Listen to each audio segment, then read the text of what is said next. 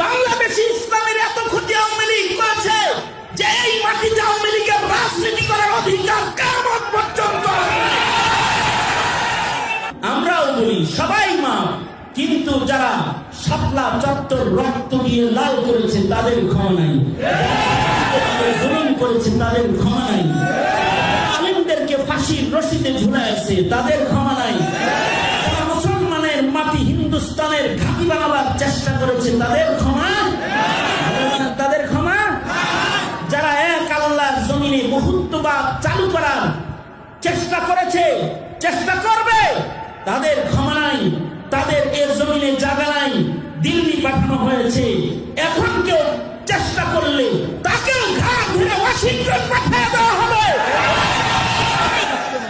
সবাইকে ক্ষমা, ওয়াফু আম্মান যালামাকা ওয়া আহসিন ইলা মান আসা ইলাইকা, সবাইকে ক্ষমা, কিন্তু কাউকে কাউকে ক্ষমা করা যায় না। মুরতাদকে ক্ষমা করা যায় না, জালেমকে ক্ষমা করা যায় না, খুনি